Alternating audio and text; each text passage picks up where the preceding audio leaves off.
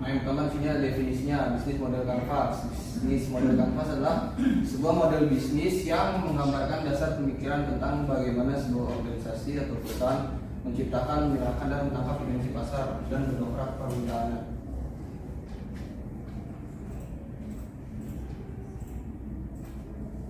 Nah, ini sejarahnya nih, bisnis kanvas diperkenalkan pada tahun 2005 oleh Alexander Osterwalder yang merupakan entrepreneur dari asal Swiss, dan dia mempunyai buku yang berjudul Business Model Generation yang menjelaskan framework sederhana yang mempresentasikan elemen-elemen penting dalam sebuah permodelan bisnis. Sebelum itu saya mau jelasin kenapa bisnis kanvas ini ada gitu kan. Model bisnis kanvas ini dibentuk untuk membantu pemilik bisnis melihat peluang, ya kan, lebih jelas dan melakukan riset pasar agar bisnis berjalan dengan lebih baik.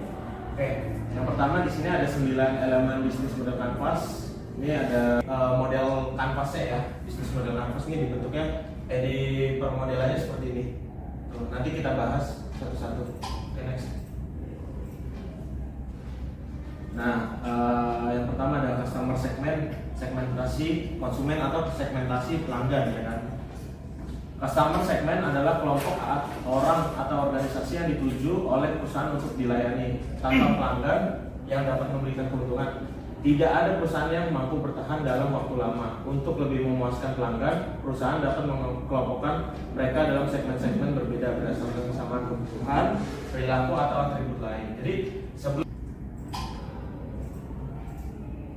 Nah, yang kedua ada value proposition atau proposisi nilai. Value proposition merupakan berbagai macam produk dan jasa yang akan menciptakan nilai bagi pelanggan segmen tertentu. Jadi value proposition ini adalah pembeda ya. Jadi dalam kita mau membuat bisnis, terus mau membuat produk, kita harus mempunyai pembeda produk kita dengan orang lain atau diferensiasi agar mempunyai nilai lebih atau nilai tambah untuk untuk pelanggan kita, seperti itu. Value adalah alasan mengapa pelanggan memilih produk dan jasa dari sebuah perusahaan dibandingkan perusahaan lain, karena perusahaan tersebut dianggap memiliki kelebihan dalam memecahkan permasalahan dan memenuhi kebutuhan pelanggan. Jadi value proposition ini diferensiasi produk kita apa untuk pelanggan. Jadi pelanggan biar tertarik sama produk kita karena berbeda dengan produk perusahaan lain. Oke. Next. Yang ketiga, channel. Dalam bisnis kita perlu memasarkan produk kita menggunakan channel ya. Channelnya itu buat apa sih? Mengiklankan, seperti itu, untuk memasarkan agar produk kita laku di pasar, seperti itu, dengan menggunakan apa? Dengan channel ini. Nah, menurut yang selanjutnya customer relationship. Customer relationship menjelaskan tentang menjaga hubungan antara perusahaan dan konsumen. Perusahaan harus menjelaskan jenis hubungan yang ingin dibangun oleh masing-masing segmen pelanggan. Jadi ketika kita sudah mendapatkan pelanggan dari produk kita, kita harus menjalin hubungan terhadap konsumen kita atau pelanggan kita agar pelanggan kita itu balik lagi untuk membeli produk kita sendiri, kayak gitu. Misalkan, jadi ada revenue stream atau aliran pendapatan. Menurut Osterwalder and Wigner 2010, revenue stream adalah pendapatan atau pemasukan yang diterima perusahaan dari pelanggannya atas value proposition yang diberikan oleh perusahaan kepada pelanggan. Jadi setelah produk kita sampai ke pelanggan, pastinya kalau kita produknya laku pasti laku ya. Kalau udah promosi segala macam, nah pelanggan pastinya datang ke kita kan untuk membawa pemasukan untuk kita. Jadi produk kita dibeli, terus kita mendapatkan uang pemasukan untuk ke perusahaan kita. Itu aliran pendapatan. Oke. Selanjutnya ada key resource. Key resource menjelaskan aset yang paling penting yang dibutuhkan untuk membuat sebuah model bisnis berjalan dengan baik. Setiap model bisnis membutuhkan key resource atau sumber daya utama ya. Key resource ini memungkinkan perusahaan untuk mencoba bisnis. Kita pastinya menjalin sebuah hubungan partners dengan mitra ya, mitra atau dengan partner kita yang lainnya. Di sini dijelaskan key partnership atau key partner merupakan salah satu kunci kesuksesan bisnis adalah menjalin kemitraan atau kerjasama, ya kan? Jadi kayak kita itu kolaborasi dengan mitra lain atau kerjasama dengan perusahaan lain. Pada elemen bisnis model kanvas key partnership dijabarkan tentang siapa saja yang potensial. Potensial itu untuk kedepannya ya, untuk menjalin kemitraan kedepannya atau telah sukses mencapai kesepakatan kerjasama. Oke, yang ke-9, ini yang terakhir, cost structure. Nah, dalam proses penciptaan tidak terlepas dari biaya yang dikeluarkan. Ya kan, pasti kita kalau mau bisnis hubungan antara elemen satu dengan elemen lainnya. Kita bisa lihat di sini key partner atau mitra kerja, bahwa sesungguhnya perusahaan atau bisnis yang kita bangun itu akan memiliki hubungan dengan kerjasama dari pihak lain. Dan kerjasama itu akan memberikan kinerja dan juga untuk mengelola aset-aset penting yang kita miliki. Maka dari itu nanti kita bisa masuk ke keluarnya struktur pembiayaan usaha dari berbagai aset yang dilakukan oleh mitra kerja kita untuk mendapatkan keunggulan produk. Kita masuk ke studi kasus bisnis model kanvas Indonesia. Yang pertama kita udah tahu bahwa kita memulai dari customer segment di sebelah kanan, bahwa sebelah kanan ini adalah pihak eksternal atau pihak luar dari pihak luar, sedangkan di sebelah kiri adalah pihak internal dari bisnis kita. Kita melihat studi kasus ini mengambil dari Gojek ya? Iya, Gojek. Yang pertama adalah siapa aja kira-kira yang cocok dengan produk atau jasa yang kita jual nanti ke pasar. Pertama ada mahasiswa yang pajak, pekerja kantoran, pengusaha, pengguna transportasi umum, orang yang memiliki smartphone dan sebagainya. Urutan pertama yang terbaik yang kita pilih ketika membangun sebuah bisnis menggunakan model kanvas adalah dengan mencari target pasar dari perusahaan kita atau bisnis kita, dan di mana studi kasus ini adalah Gojek. Target pasar merupakan masyarakat yang menggunakan smartphone dengan internet yang cukup. Gojek ini membantu mengatasi masalah pada masyarakat yang tidak memiliki kendaraan dan juga memiliki tingkat mobilitas yang tinggi. Tingkat mobilitas yang tinggi maksudnya adalah orang-orang yang tidak memiliki kemampuan untuk berpindah dari satu tempat ke tempat lainnya, kayak gak punya kendaraan. Dengan demikian kedua hal tersebut juga menjadi salah satu target pasar perusahaan Gojek. Nah, ketika sudah diklasifikasikan, kita bisa lihat di sini siapa aja sih yang kira-kira cocok untuk kita tawarkan di pasar. Ternyata kita bisa dapat bahwa orang yang cocok adalah orang yang menggunakan smartphone, pengguna transportasi umum, ibu rumah tangga, pelajar, pekerja, bahkan sampai pengusaha atau pelaku usaha, di mana Gojek sendiri memiliki GoSave atau GoFood. Jika mereka punya usaha, mereka bisa mengirimkan barangnya melalui Gojek dan ditawarkan pada konsumen. Dan yang terakhir sudah orang yang tidak memiliki mobilitas tinggi. Ya, yang kedua, tahap kedua adalah value proposition atau proposisi nilai yang berbeda dari barang-barang atau produk yang dihasilkan oleh perusahaan. Salah satu keunggulan dari layanan yang ditawarkan oleh Gojek adalah menyediakan transportasi massal yang berkualitas, mudah serta cepat diakses. Untuk memudahkan transaksi antara penumpang dengan driver, Gojek menyediakan transaksi non tunai, yaitu seperti kita ketahui GoPay. Nah, value proposition yang dimiliki oleh Gojek apa saja? Pertama adalah mudah digunakan bagi pemula, lalu harga-harganya lebih terjangkau dan kompetitif dibandingkan yang sebelah, ya. Lalu dia memiliki multi layanan, tidak cuma Gojek sebagai driver motor, tapi ada juga Gokar, ada GoSave, GoMassage, GoFood, Booking, apa lagi? GoFood, iya dan sebagainya. Lalu ya pembayaran non tunai yang diunggulkan dan dibanggakan oleh Gojek adalah GoPay. Ada menyediakan transportasi yang berkualitas dan driver yang ramah dengan subjek. Teman-teman mungkin ya lalu lanjut ke channel. Itu cara yang digunakan oleh Gojek untuk sampai ke tangan pelanggannya, yaitu dengan melalui channel atau saluran. Nah, saluran yang dimaksud itu apa? Saluran yang dimaksud adalah aplikasi Gojek sendiri yang dapat langsung dengan mudah digunakan oleh para penggunanya. Selain itu bisa melalui media eksternal seperti iklan dan testimoni para pelanggan di aplikasi Gojek, bahkan di media sosial teman-teman masing-masing. Selain dari pihak eksternal, beberapa juga bisa melalui pihak internal seperti dari komunitas-komunitas offline dan bahkan driver Gojek itu sendiri. Kepada para pelanggan, Gojek memiliki beberapa cara untuk tetap bisa terhubung dengan para pelanggan. Salah satunya melalui customer service yang disediakan Gojek untuk sarana para pelanggan menyampaikan keluhan-keluhannya. Selain itu, Gojek juga menyediakan berbagai macam promo.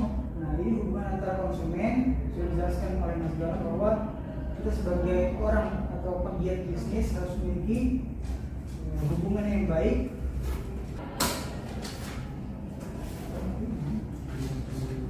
Selanjutnya adalah revenue stream.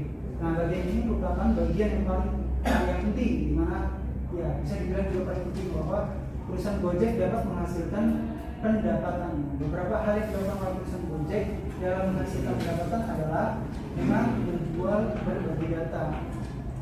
Jadi Gojek memiliki database atau data-data yang mereka kumpulkan dari keseharian para driver ketika driver jalan misalkan di jalan raya Bogor itu kan paling ramai. Nah, itu jalan-jalan itu bisa dijadikan acuan atau bahan jualan mereka, bahan jualan Gojek untuk mendapatkan tambahan ini. Yang kedua adalah menjual jasa atau layanan yang sudah tersedia dalam aplikasi Gojek sendiri dan dengan pengisian uang elektronik GoPay yang dilakukan oleh para pengguna aplikasi. Tambahan dari penghasilan yang dimiliki oleh Gojek adalah mereka juga menjual berbagai macam atribut kayak Key resort itu Gojek memiliki beberapa elemen yang dapat mendukung pelayanan yang mereka berikan. Gitu seperti internet, Google itu untuk driver ketika driver itu tidak tahu alamat mungkin jadi lebih mudah bersama Google Maps. Nah, ini digunakan para driver. Nah, pasti muncul tempat itu dari infrastruktur servernya. Dari itu aplikasi Gojek sendiri ketika memesan seperti GoFood atau GoPay,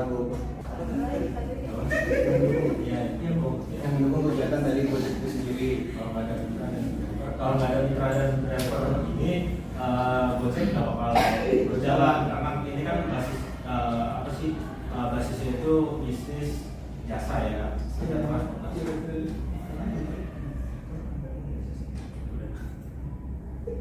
Yang selanjutnya key activity. Pada bagian ini merupakan kegiatan yang dilakukan oleh Gojek untuk menciptakan value information terhadap strategi yang dilakukan perusahaan Gojek dalam mencapai target perusahaan. Yang dilakukan oleh Gojek sendiri datanya itu manajemen data para penggunanya, menghubungkan driver dengan para penumpang serta menghubungi dengan penjual makanannya. Itu adalah manajemen data menghubungkan driver dengan penumpang. Selanjutnya key partners. Bagian ini kan bagian di mana ada beberapa pihak-pihak yang mendukung keberlangsungan perusahaan Gojek itu sendiri. Gojek memiliki beberapa key partner diantaranya seperti para Gojek driver online, taksi online, dan milik restoran, pihak perbankan yang mendukung untuk melakukan top up GoPay, media jasa asuransi kesehatan, kerja IT, serta para artis yang menjadi brand ambassador Gojek.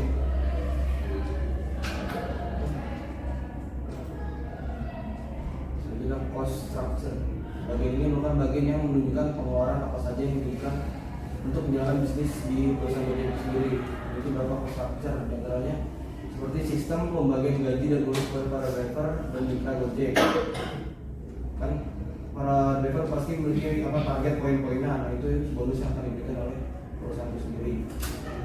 Penyewaan infrastruktur server, gaji para pegawai perusahaan, biaya API Google Maps, biaya untuk pemeliharaan dan perbaikan server.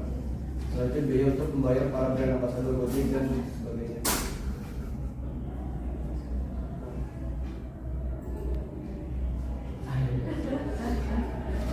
Udah, makasih. Sekian ya, sesi dari kelompok kami. Barangkali ada pertanyaan mungkin. Satu kelompok satu. Aman. Kalau Bapak ingin bertanya, apa sih manfaatnya bisnis model kanvas? Ya, ini sebuah kekeliruan atau emang saya salah baca. Di poin customer segmentnya itu ada orang yang melek internet. Terus di value proposition, nah mudah digunakan untuk pemula. Itu kan bertolak belakang.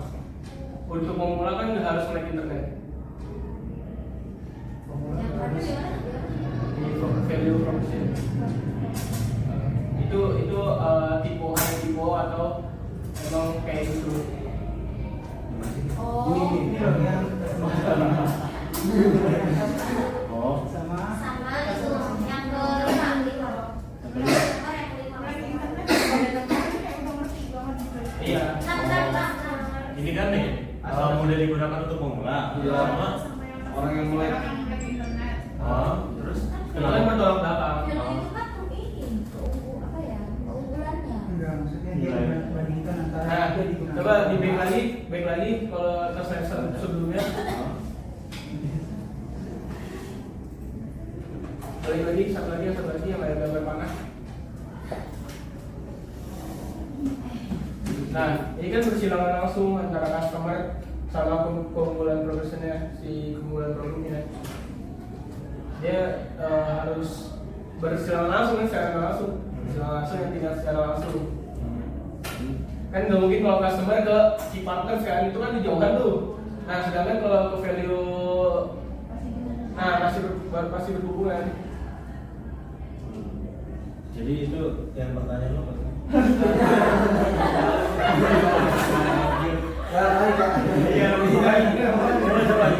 Iya itu hanya kesalahan penulisan atau emang saya kurang ngerti.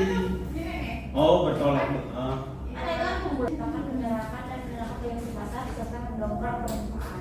Nah, kalau misalnya kalian tadi kasusnya Gojek, nah bagaimana caranya Gojek untuk dia tuh kan dia udah menciptakan yang namanya aplikasi Gojek.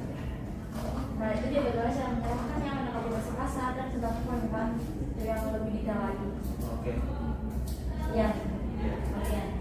Alfian karena ini apa mudah digunakan untuk pemula sama orang yang melek internet. Ya, benar ya. Ya. Maksudnya ini mudah digunakan untuk pemula, maksudnya pemula yang udah apa sih melek internet, pemula yang memakai aplikasi Gojek ini gitu. Gitu. Jadi dia baru download Baru download. aplikasinya, dia baru buka aplikasinya, tapi dia nggak tahu nih cara praktek dia kerja di aplikasinya itu seperti apa. Tapi dia tahu bahwa kita ini memiliki Gojek, salah satu aplikasi penyedia jasa layanan transportasi. Seperti itu. Oke. Terima. Sangat. Sah. Dan selanjutnya ya, apa sih manfaat dari bisnis model kanvas ini ya kan? Manfaatnya yang pertama untuk memudahkan para pengusaha ya kan yang ingin berusaha untuk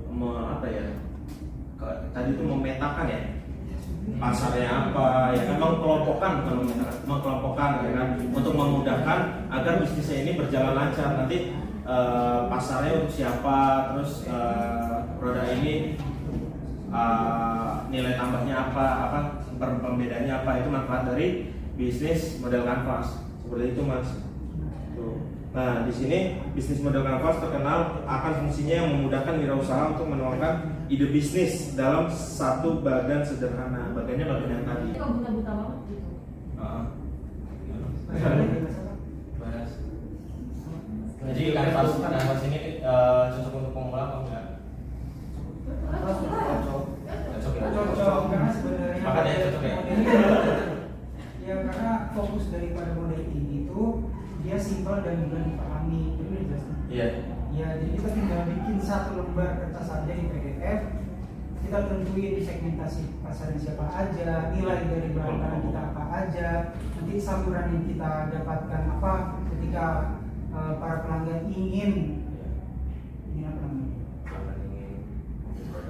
Bukan ingin protes, ingin protes kepada kita, nanti kita kasih feedback ke mereka gimana caranya. Terus Iya, maaf diralat ya teman-teman. Jadi sebenarnya itu cocok ya karena mudah dipahami untuk pemula. Tapi kan untuk bisnis mikro dan makro bisa ya? Bisa. UMKM bisa tuh. UMKM bisa. Apalagi UMKM kan ya pokoknya sangat cocok lah. Jadi gimana caranya meningkatkan permintaan ya? Kembali lagi ke teori permintaan, ada yang membagi faktor-faktor permintaan.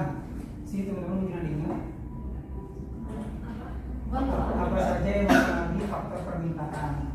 Harga barang, terus apa? Kualitas, selera masyarakat, lagi Pelayanan, salah, apa sih pengiriman? tingkat pendapatan, substitusi. ya itu Barang pengganti ya bisa. Nah, dari teori-teori itu akan jelaskan sebenarnya ada substitusi. Jadi dari Gojek sendiri memberikan harga yang terjangkau dari kompetitor lainnya seperti kayak Grab, bisa begitu, bisa melakukan pembayaran non tunai seperti GoPay atau pakai yang lainnya mungkin bisa. Terus menyediakan transportasi yang berkualitas, kayak dari kendaraannya kan harus ada batasnya tuh, tahun berapa yang masih bagus kondisinya. Terus customer resepnya kita bisa kemampuan. Terus email tadi newsletter ketika kita mau apa tadi protes atau mengeluh pelayanannya kurang, kita bisa protes ke aplikasi kayak gitu. Udah sama. Pemasaran tambahan.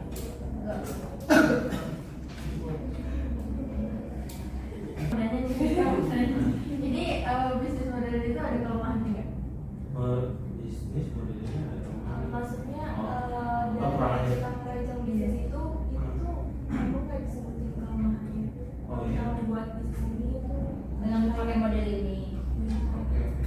ada ancaman atau kalau ancamannya dari kanvas ini doang. Ya, nah itu sebenarnya kekurangan dari model bisnis ini. Kebalikan dari kelebihannya. Kalau kelebihannya tadi bilang ini simpel dan rapi. Kalau kekurangannya berarti ini nggak teliti atau nggak detail. Karena penjabarannya hanya cuma selembar kayak gini, jadi mereka nggak tahu nih kekurangannya apa. Kalau di SPBT kan ada strongnya apa, terus opportunity-nya apa. Ketika mereka mencari strong dan digabungin dengan threat-nya apa, kita nggak bisa tahu tuh. Ketika ada ancaman yang besar, kita nggak bisa taruh di sini karena memang dia dijabarkan secara simpel agar mudah dipahami. Kekurangan utamanya kalau mau dilanjut sama Berarti di model bisnis ini nggak nyebutin saingannya? ini berfokus sama bisnisnya dari mana. Berarti kalau kita mau buka bisnis gitu nggak apa ya, lebih baik tuh nggak pakai satu model bisnis doang kan ya? Iya. Buat perencanaan bisnisnya berarti nggak bisa pakai ini doang karena ini Ada kekurangan. Iya, kekurangan. Karena udah ada tes.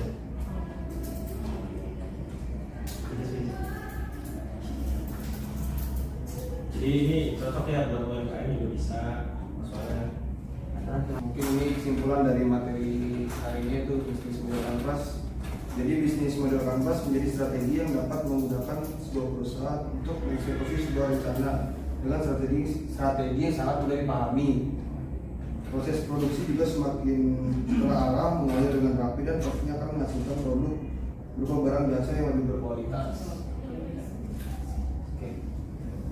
ya Kami di sini mohon maaf bila ada kata-kata yang salah kurang ini. kurang lebihnya mohon maaf. Assalamualaikum Assalamualaikum warahmatullahi wabarakatuh.